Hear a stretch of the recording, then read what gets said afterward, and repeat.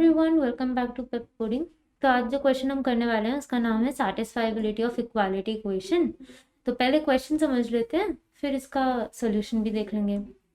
Basically क्या हो रहा है, आपको ना कुछ इक्वेशंस दी गई हैं, हमें नहीं पता हमें कितनी इक्वेशंस मिलेंगी।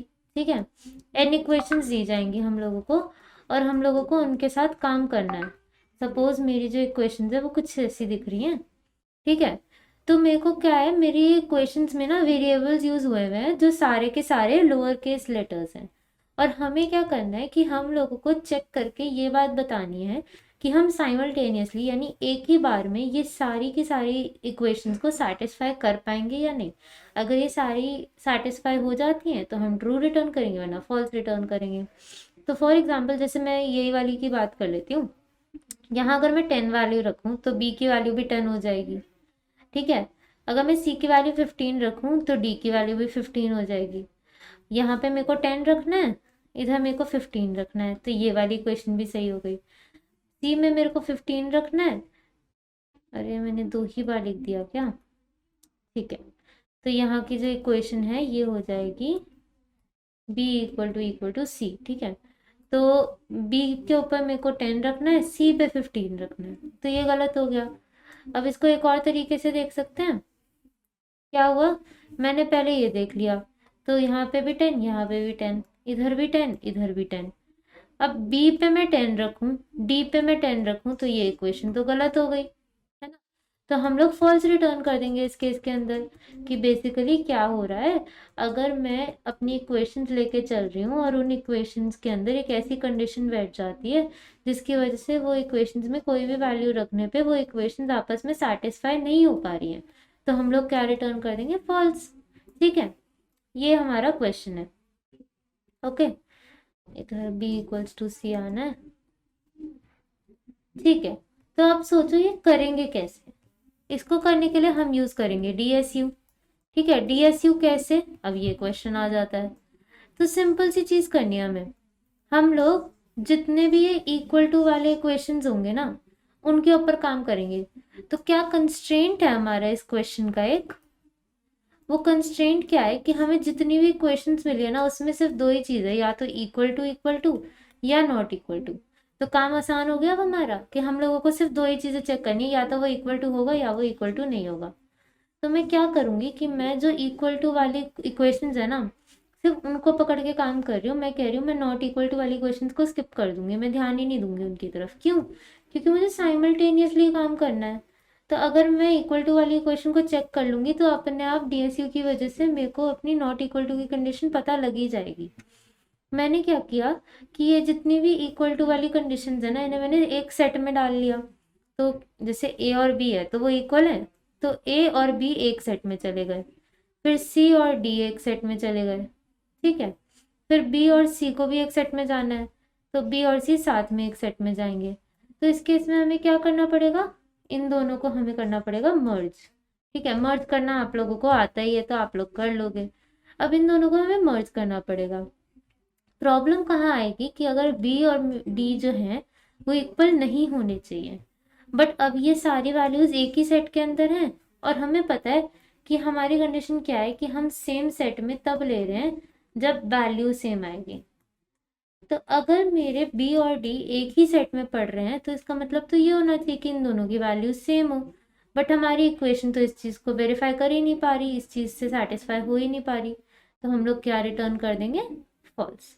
ये क्वेश्चन है और यही अप्रोच है इसकी तरफ कि हम लोगों ने डीएसयू यूज किया। इन लोगों को जो भी इक्वेशन में वेरिएबल्स इक्वल थे उन्हें एक सेट में डाल दिया।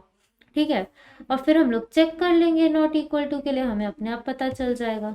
अच्छा, अब डीएसयू में हम लोग यूज करते थे पेरेंट और रैंक, है ना। तो इनकी साइजेस क्या होंगे, जब हम लोग वेरिएबल्स के साथ काम कर रहे हैं तो हम लोगों के वेरिएबल्स तो ए टू जेड ही रहेंगे, है ना, और वो भी सारे लोअर केस में है। तो हमें ज़्यादा सोचने की कोई ज़रूरत नहीं है, हम लोगों को सीधा सीधा इनकी जो साइज़ मिल जाएगी वो 0 से 25 की साइज़ मिल जाएगी। ठीक है, ए टू जेड का मतलब हुआ 26, और हम 0 से शुरू कर रहे हैं तो इसीलिए हम लोगों के पास जो साइज़ आए, जो उसकी रेंज आएगी वो 0 से 25 तक की रेंज आ जाएगी। ठीक है, तो इसके ऊपर हम लोगों को काम करना है। तो अब काम करके देखते हैं और साथ में कोड करते करते हम लोग और भी समझ लेंगे उसको। तो यहाँ पे मैं आ गई, अब इसको कोड कर लेते हैं, ठीक है। तो पहला काम हम लोगों को क्या करना होगा, हम लोग इसके अंदर अपने पेरेंट और रैंक को इनिशियलाइज कर लेंगे। तो पेरेंट डॉट रीसाइज आ जाएगा 26, ठीक है। फिर वैसे ही रैंक डॉट रीसाइज हो जाएगा 26। फिर for int I equal 0, I is less than 26, I plus plus मेरा पेरेंट के I पे रखा होगा I और मेरे रैंक के I पे रखा होगा 1, है ना। चलो ये हो गया। अब मेरे को आगे काम करने के लिए अपने फाइंड और यूनियन फंक्शंस चाहिए। तो मैंने इंट फाइंड लिख लिया जिसमें इंट एक्स पास होता है। पहला काम कि अगर पेरेंट ऑफ एक्स आता है एक्स के इक्वल तो हम सीधा सीधा रिटर्न कर देंगे एक्स। अदरवाइज इंट टेम्प बनेगा जो होगा find of parent of x के इक्वल, ठीक है। फिर पेरेंट ऑफ एक्स बन जाएगा टेम्प और हम रिटर्न कर देंगे टेम्प, ठीक है। चलो फाइंड फंक्शन बन गया। अब हम काम करेंगे यूनियन फंक्शन के साथ। तो void यूनियन, मेक श्योर कि इसमें यूनियन का ना यू स्मॉल ना रखो, क्योंकि स्मॉल यू के साथ जो यूनियन होता है वो इनबिल्ट फंक्शन होता है C++ के अंदर, ठीक है। और यहाँ हो जाएगा इंट y, ठीक है। तो एक आएगा मेरे पास Lx फाइंड ऑफ x, दूसरा आएगा Ly फाइंड ऑफ y।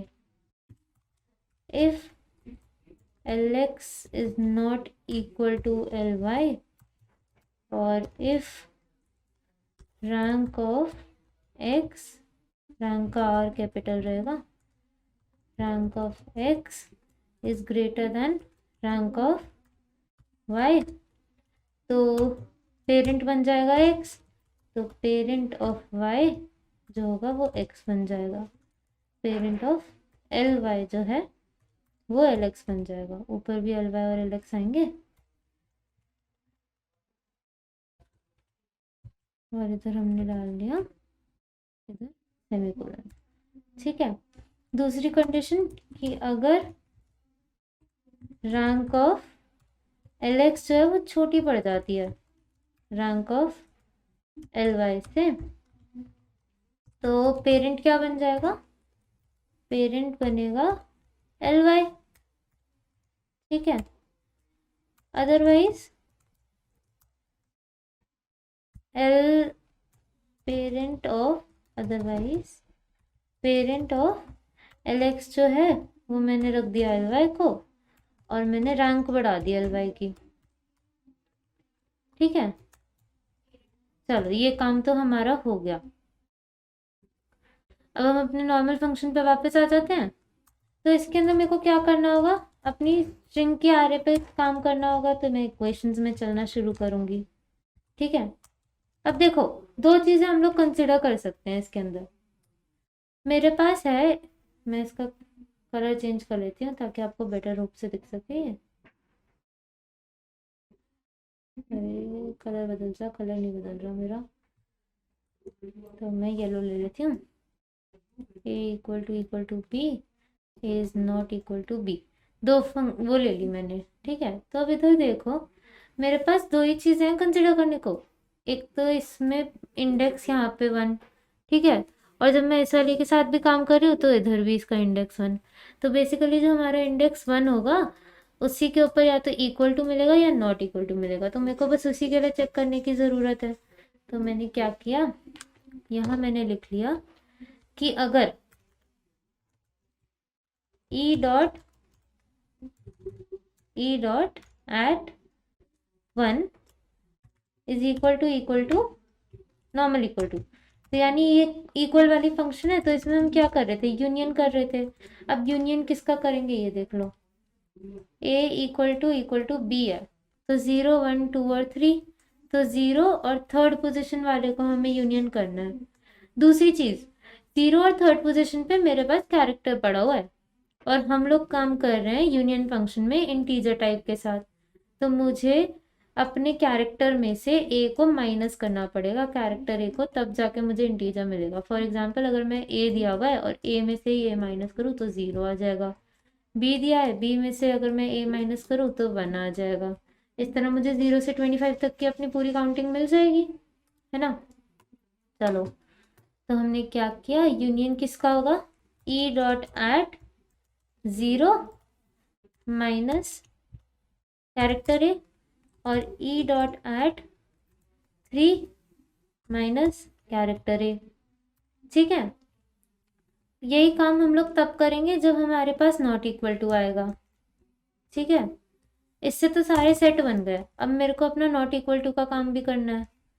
जब मैं नॉट इक्वल टू का काम कर रही हूँ तो अगर वो दोनों इक्वल नहीं है, अगर मेरे पास यहाँ पे आ जाती है कंडीशन कि b should not be equal to d, ठीक है, मैं पहले इक्वल टू का काम यहाँ से करके आ चुकी हूँ, तो मुझे पता तो चल ही चुका है कि बी और डी इक्वल है या नहीं।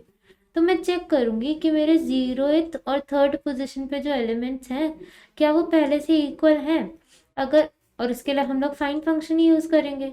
अगर ये इक्वल निकल जाते हैं तो हम लोग सिंपली क्या करेंगे, रिटर्न करेंगे फॉल्स, क्योंकि इसका मतलब है कि हम लोग साइमल्टेनियसली अपनी इक्वेशंस को नहीं कर पा रहे ट्रू।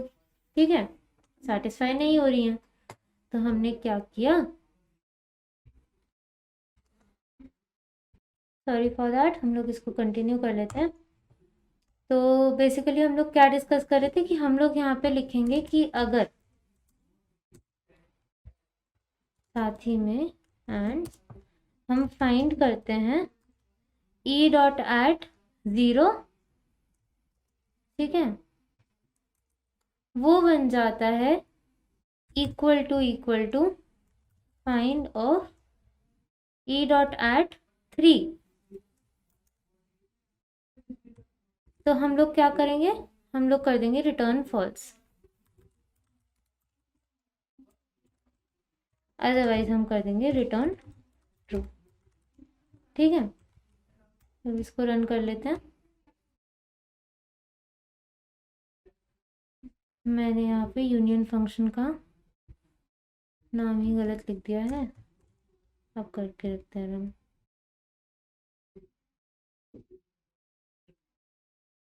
ओके, तो अब देखो यहाँ पे मेरे पास कोई आउटपुट नहीं आ रहा। क्यों नहीं आ रहा, क्योंकि मैंने यहाँ पे ना इसको सी आउट नहीं कर रखा। मैं आपको भी समझाती हूँ कि हमारे पास क्या गलत आएगा। देखना, हमने इसे रन किया, मेरे पास 0 आ गया, मुझे मिलना चाहिए था फॉल्स। ठीक है, तो प्रॉब्लम ये चीज़ में आ रही है, तो हम लोग क्या करेंगे, यहाँ जाएंगे, इसको वॉइड बना देंगे। ठीक है, अगर मुझे फॉल्स रिटर्न करना है तो उसकी जगह मैंने क्या किया, मैं कर रही हूँ सी आउट फॉल्स और इसको यहाँ से रिटर्न कर दूंगी। ठीक है, अदरवाइज मैं क्या करूँगी, सी आउट ट्रू और यहाँ से इसको रिटर्न कर दूंगी। ठीक है, बस अब सबमिट कर लेते हैं। सही हो गया, और ये सही है।